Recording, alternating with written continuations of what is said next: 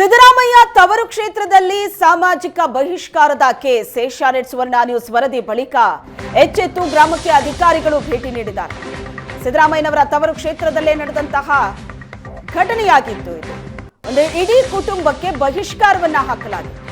Asianet ಸುವರ್ಣ news ಈ ಬಗ್ಗೆ ವಿಸ್ತೃತವಾದ ವರದಿ ಪ್ರಸಾರ ಮಾಡಿದ ನಂತರ ಅಧಿಕಾರಿಗಳು ಎಚ್ಚೆತ್ತುಕೊಂಡಿದ್ದಾರೆ. ಗ್ರಾಮಕ್ಕೆ ಭೇಟಿ ನೀಡಿದ್ರು. ಕೊನೆಗೂ 4 ವರ್ಷದ ನಂತರ ಕುಟುಂಬಕ್ಕೆ ಬಹಿಷ್ಕಾರ ಮುಕ್ತ ಆಗಿದೆ.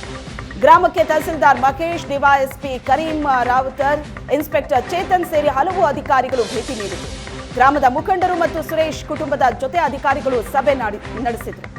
ಸುರೇಶ್ ಕುಟುಂಬಕ್ಕೆ 4 ವರ್ಷಗಳಿಂದ ಗ್ರಾಮ ಬಹಿಷ್ಕಾರ ಹಾಕಿತ್ತು.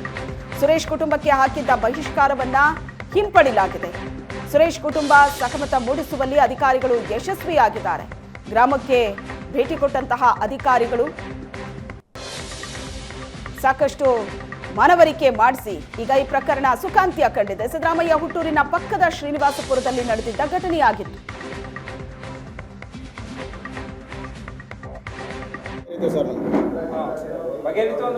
ಎಲ್ಲ ಒಪ್ಕೊಂಡಿದ್ದಾರೆ ಸರ್. ಊರು ಮುಖಂಡರು, ಗ್ರಾಮಸ್ಥರು, ಯಜಮಾನರುಗಳು, ಬಂಧುಗಳು ಎಲ್ಲ ಅಣ್ಣ ತಮ್ಮದೆಲ್ಲ ಒಪ್ಕೊಂಡು ನನ್ನ ಗ್ರಾಮಕ್ಕೆ ಸೇರಿಸ್ಕೊಂಡು ನಾವು ಅಣ್ಣ ತಮ್ಮನಾಗ ನೋಡ್ತೀವಿ, ಎಲ್ಲ ಹೊಂದಾಣಿಕೆಯಾಗಿ ಹಬ್ಬ ಮಾಡ್ತೀವಿ ಅಂತೇಳಿ ನಮ್ಮನ್ನು ಎಲ್ಲ ಪ್ರತಿಯೊಂದು ಕಾರ್ಯಕರ್ತಗಳೆಲ್ಲ ಕರಿತೀವಿ ಅಂತ ಒಪ್ಕೊಂಡು ಎಲ್ಲ ನಮ್ಗೆ ಸಾಥ್ ಕೊಟ್ಕೊಂಡು ಎಲ್ಲ ಒಳ್ಳೇದಾಗಿದೆ ಸರ್.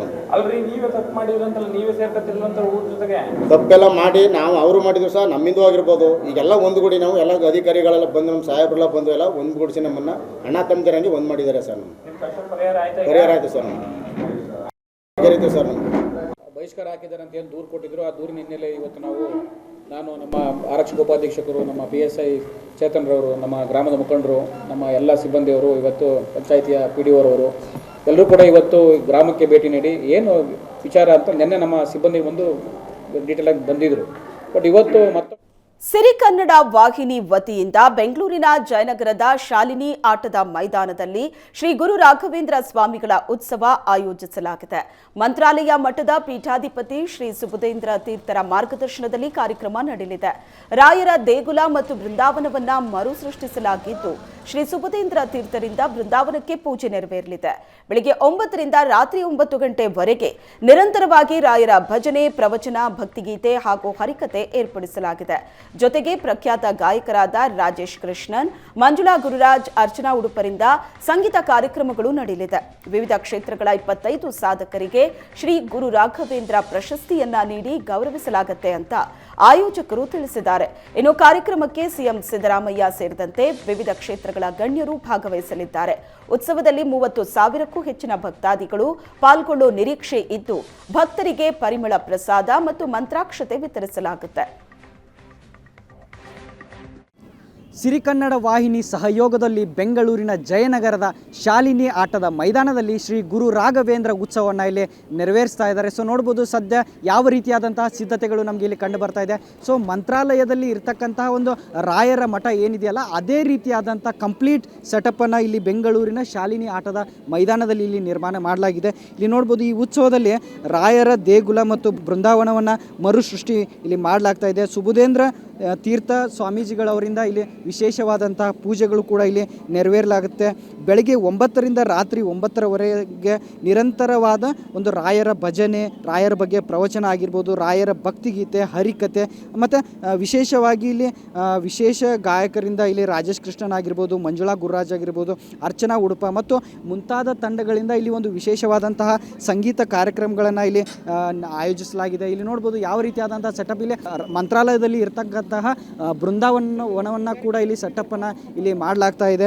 ಸೊ ಇಲ್ಲಿ ನಾಳೆ ನಡೀತಕ್ಕಂತಹ ಈ ಒಂದು ಕಾರ್ಯಕ್ರಮಕ್ಕೆ ಸನ್ಮಾನ್ಯ ಮುಖ್ಯಮಂತ್ರಿಗಳು ಕೂಡ ಇಲ್ಲಿ ಆಗಮಿಸ್ತಾ ಇದ್ದಾರೆ. ವಿಶೇಷವಾಗಿ ಎಲ್ಲ ಸೆಲೆಬ್ರಿಟಿಗಳು ಕೂಡ ಇಲ್ಲಿ ಬರ್ತಾರೆ. ಎಲ್ಲರೂ ಕೂಡ ಇಲ್ಲಿ ಬಂದು ಒಂದು ವಿಶೇಷವಾದಂತಹ ಒಂದು ಕಾರ್ಯಕ್ರಮವನ್ನು ನೆರವೇರಿಸಿ ಕೊಡ್ತಾ ಇದ್ದಾರೆ. ಆ ಕಡೆ ಒಂದು ಭಾಗದಲ್ಲಿ ನೋಡ್ಬೋದು ಯಾವ ರೀತಿಯಾದಂಥ ಒಂದು ಸ್ಟೇಜ್ನ ವ್ಯವಸ್ಥೆ ಕೂಡ ಇಲ್ಲಿ ಮಾಡಲಾಗಿದೆ. ಇಲ್ಲಾಂದರೆ 30,000ಕ್ಕೂ ಹೆಚ್ಚಿನ ಸಂಖ್ಯೆಯಲ್ಲಿ ಇಲ್ಲಿ ಜನರು ಭಾಗಿಯಾಗ್ತಾರೆ ಅನ್ನೋದು ಕೂಡ ಇಲ್ಲಿ ನಮಗೆ ಕಂಡು ಬರ್ತಾ ಇದೆ. ಯಾಕಂದರೆ ನಾವು ಕಂಪ್ಲೀಟಾಗಿ ಇಲ್ಲಿ ಚೇರ್ಸ್ಗಳನ್ನು ಇಲ್ಲಿ ಕೂಡ ನೋಡ್ಬೋದು.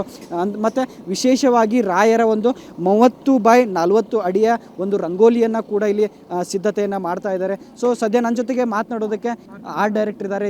ಕಂಪ್ಲೀಟಾಗಿ ಏನೇನೆಲ್ಲ ನಡೆಯುತ್ತೆ ಅನ್ನೋದು ಅವ್ರ ಬಾಯಿಂದನೇ ಕೇಳೋಣ. ಸರ್, ಇವಾಗ ಕಂಪ್ಲೀಟ್ ಸೆಟಪ್ಪನ್ನು ರೆಡಿ ಮಾಡ್ತಾ ಇದ್ದೀರಿ. ಸೊ ಯಾವ ರೀತಿಯಾದಂಥ ಸೆಟಪ್ ಇಲ್ಲಿ ಬರುತ್ತೆ, ಜನರಿಗೆ ಯಾವ ರೀತಿಯಾದಂಥ ಒಂದು ಸೆಟಪ್ಪನ್ನು ನಿರ್ಮಾಣ ಮಾಡ್ತೀರಿ ಸರ್? ನಮ್ಮದು ಇದು ನಮಸ್ತೆ. ಇಲ್ಲಿ ಮಂತ್ರಾಲಯದ ಒಂದು ಬೃಂದಾವನದ ರಿಪ್ಲಿಕಾ ಏನಿದೆ ಅದೇ ಥರದೊಂದು ಪ್ಲೇಸ್ ಮಾಡಿ ಅದರ ಆಪೋಸಿಟ್ ಸೈಡಲ್ಲಿ ಏನು ಪ್ರಾಣದೇವರಿದೆ ಅದೇ ಥರ ಒಂದು ಪ್ರತಿಷ್ಠಾಪನೆ ಮಾಡಿ ಮಂಚಾಲಮ್ಮ ಇದು ಎಲ್ಲ ಎಲಿಮೆಂಟ್ಸೂ ಒಂದು ಕಾಂಪ್ಯಾಕ್ಟ್ ಬ್ಲಾಕಲ್ಲಿ ಕ್ರಿಯೇಟ್ ಮಾಡೋದಕ್ಕೆ ಟ್ರೈ ಮಾಡ್ತಾಯಿದ್ದೀವಿ. ಆ ಥರ ಒಂದು ಫೀಲಿಂಗ್ ಕ್ರಿಯೇಟ್ ಆಗುತ್ತೆ ಸರ್ ಇಲ್ಲಿ. ಸರ್ ಅದು 32ಕ್ಕೆ 24 ರಂಗೋಲಿ ಹಾಕ್ತಾ ಇರೋರು ದೊಡ್ಡ ಬೃಂದಾವನ.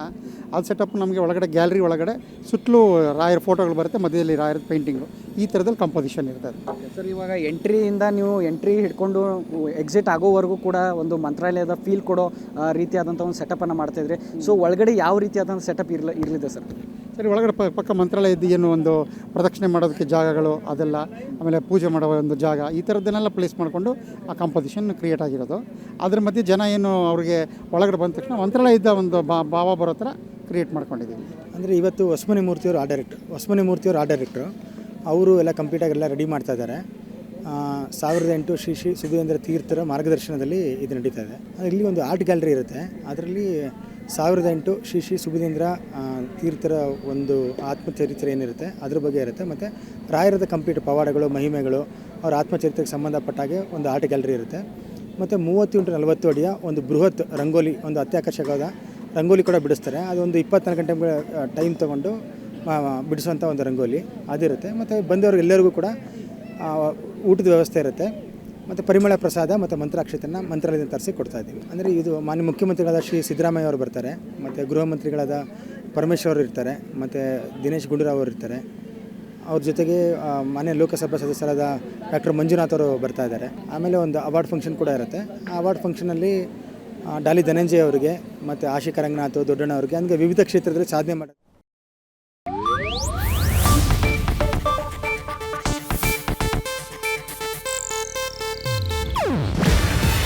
ಇದು ಏಷ್ಯಾನೆಟ್ ನ್ಯೂಸ್ ನೆಟ್ವರ್ಕ್ ಪ್ರಸ್ತುತಿ. ನೀವು ನೋಡ್ತಿದ್ದೀರಾ ಏಷ್ಯಾನೆಟ್ ಸುವರ್ಣ ನ್ಯೂಸ್.